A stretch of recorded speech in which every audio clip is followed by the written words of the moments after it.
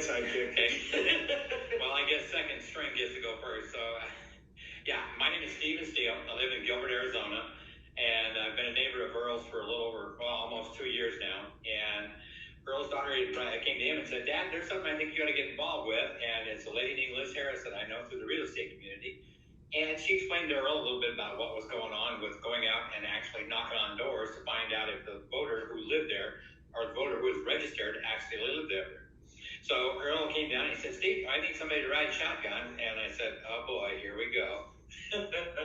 So anyway, we put our heads together. We enrolled with Liz as a couple of her volunteers, and we were given a list of names for this area and a different program than Sidekick. The old one was not bad, but not as good as Sidekick.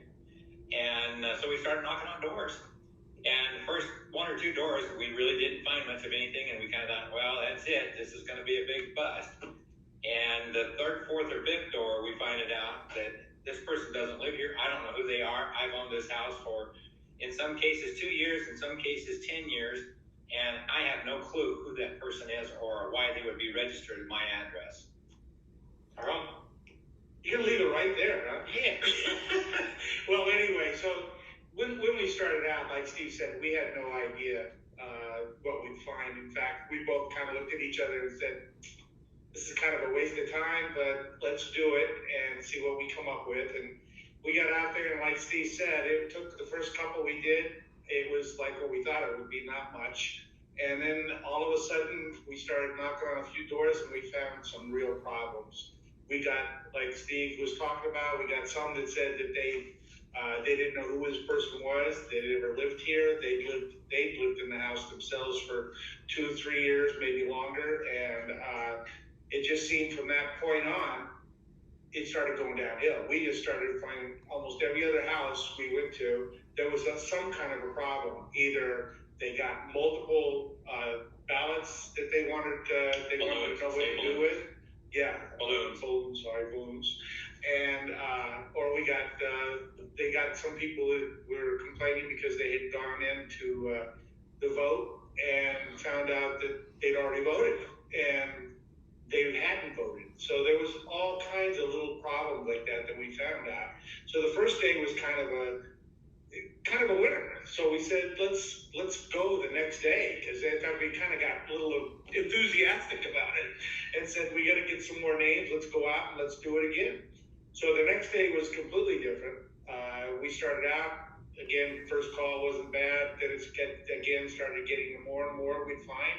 And it was just, we got to the point where we said, what is going on with the election rules? I mean, what is going on? Is it that bad?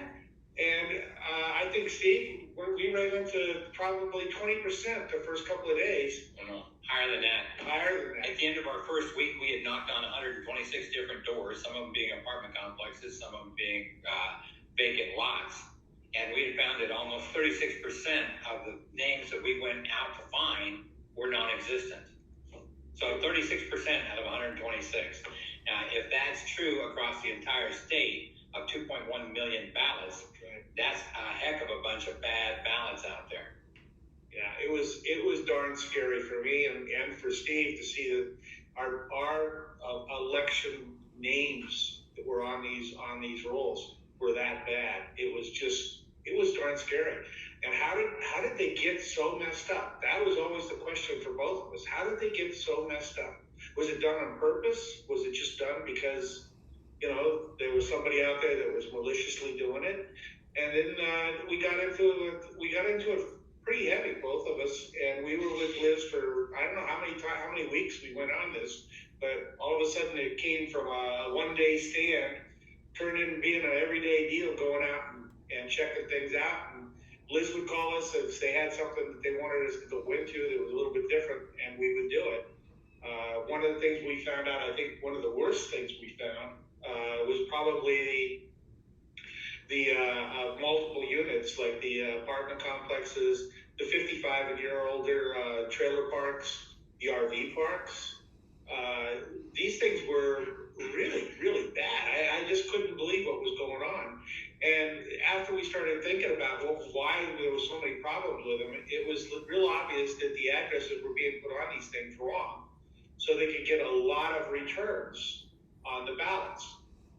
It's really easy to get a return on a ballot. If you're going to send it to a complex that's got 2, 3, even 1,000 residents, and you send those ballots out and you accidentally forget to put the unit number on them, those ballots don't make it to the person. And then to start, the question was, well, what happens to the ballots once they don't get to the person they're supposed to get to? They're returned, and where do they get returned to? And who's really watching the return ballots? So there's always a question in our heads like, wow, there's thousands of ballots going back to somebody. Are they being used, or are they just being documented, or how are they being handled? And nobody seems to know what's going on with us. You ask anybody in the political arena, and they all give you that blank look. Well, yeah, well, they're taken care of. Well, where are they? Right? Yeah, absolutely. And one of the apartment complexes that we went to was a huge complex, and we accidentally ran into a manager who was willing to talk to us a little bit. She said, I can't really confirm or deny, but she said, you'll read the names off, I'll tell you if I have ever cashed a rent check for that person. And out of 8 names on our list, she only recognized 1 name. Only 1 out of 8 had she ever cashed a rent check for, and she'd been with the property for over 3 years. So that means that at least 7 out of the 8 were fraudulent names sent there for whatever purpose. We don't know, because no one will tell us what happens when the ballots get returned to sender. Yeah. And the really scary part about that is if you return to sender, and whoever that sender was, okay, goes back to them. The ballots are sitting there, thousands and thousands of ballots sitting there with the names and addresses already on them, and apparently they're on the rolls because that's how they got mailed out. What happens if somebody decides they need an extra 5,000 ballots? You have somebody sit down and put whatever vote they want on there, and then stick it into the ballot box, and who's going to know the difference once it's inserted? Even doing an audit, I don't know if you're necessarily going to find that one ballot unless you physically send somebody out like me or Steve and ask, do you know who this person is? Well, that's almost impossible to do, and whoever was designing this whole project knew it was going to be a hard project for somebody to find the false ballots. So there is a real serious problem on just mailing out ballots to anybody helter-skelter, and if our rolls aren't correct, there's a lot of false ballots being sent out. What strikes me too about mail-in ballot processes, other than for the military or for people who can prove their identity and prove their location and prove that they cannot be in state or in the county to vote at the time of the election, those are the only people who should have mail-in ballots. What strikes me kind of odd is that America wants us to accept mail-in ballots, but Jeff Bezos, and we all know he's the head of Amazon, he's one of the richest men in America, would not accept mail-in ballots for his employees to determine if they were going to become unionized or stay non-union. So if Jeff Bezos won't accept mail-in ballots, why should anybody in America accept mail-in ballots? Yeah, he has no problem knocking us off the internet if we say something wrong, though. That's for sure. Or any of the other people out there who have totally destroyed our free speech and not allowing us to say what we can say one way or the other. We just can't say it anymore. It's incredible. I can't believe all our veterans out there that have fought for this country, and the main thing we were fighting for was free speech. We don't have it anymore, and we're losing more and more of that free speech every day. I can't get on the internet.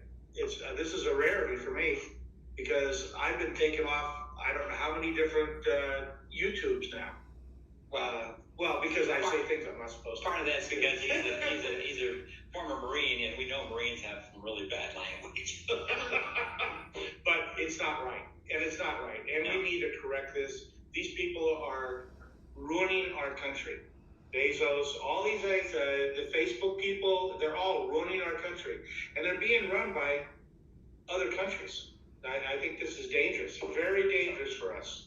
Well, we blathered on quite a ways in our introduction of ourselves, Liz. Yeah. What else can we tell you about? So today, for the first time, I heard you tell someone that we were meeting with an interesting story about the cemetery next to the vacant lot next to the homeless shelter. Can you expand on that for us? Yeah, I thought that was really strange. That was one of the addresses that were sent to us from Liz, and she said there was many registered voters there that had voted, and she wanted us to go down and take a look. And when we got there, we didn't know it was a homeless shelter until we got there. It was a homeless shelter, and more like an encampment, because it really wasn't a shelter. There were several buildings there that are state funded and state run, and some I would suppose private donations. But it was basically an encampment of homeless tents all around this area, probably a couple of thousand people, and they would go to the buildings to get their meals in the daytime, or they would, if they had a medical issue, they'd go to the building. One of the things that this building and the people who are servicing these folks were also helping them do was establish their identity when they had lost their driver's license, lost their birth certificate. They would help them go through the paperwork to file and retrieve a birth certificate. And I think that's an admirable thing. I think it's absolutely wonderful. But the thing that makes me just a tiny bit nervous and a little bit suspicious is they would immediately help them enroll in the voter rolls. And yes, our homeless people are entitled to vote. There's no way around that. If you're an American citizen, homeless or not, you're entitled to vote. But if you're not an American citizen and you falsified your citizenship, I don't believe you should be voting in any American election. Well, sorry. And the other thing that bothered me about the location was right next door was a huge cemetery. And right at first I didn't know it was a cemetery because it wasn't really well taken care of. It would look like a vacant lot until you look real close, and then you could see the headstones. And this was not a small area. It was a very large one. In fact, about the same size lot that this homeless shelter area was on. It was very big, but it just seemed to me it was very convenient to have all those headstones with all those names on it right next to a homeless shelter that they were helping fill out ballots for the homeless. It seemed a little shady for me. I would have liked to have checked some of the names that were on that list against some of the headstones. We didn't have enough time at the time to check that out. Yeah. But this location, by the way, is in eyeshot. You could see all of the government buildings from where we were standing, right in front of the homeless shelter. Downtown Phoenix off of 2nd Avenue. That's right. So, is that help you, Liz? Yeah. No, that was interesting. It would be interesting to see if any of the names on the headstones are on the voter rolls. Yeah, we haven't checked that out yet. All right. Okay. And see if the dates of birth match up. All right. Yeah, right. Okay, so you did the canvassing, and then time went on. Like December 30th, both of you presented down in front of the Capitol, and basically that made the international news. If I can pull up and play what you guys said, I'll try to do that in a future broadcast. But after December 30th, then you went on and you were assisting with additional canvassing, special assignment projects. But then somehow on Saturday, March 6th, I believe you wound up in a dumpster. Can you tell us about that? Yeah, I can. Basically what happened was the day before I wound up in the dumpster, the day before my daughter and Stacey Burke had taken a Supreme Court paperwork downtown. They had to register or whatever they were doing. And on the way back, they decided they would stop at the election center. I think that's what it was, the election center. And they were shocked because everything was wide open. They drove right in. The gate was wide open. They drove right into where the building was, and all of the overhead bay doors, which were the truck doors, were wide open. Anybody could walk in and go right inside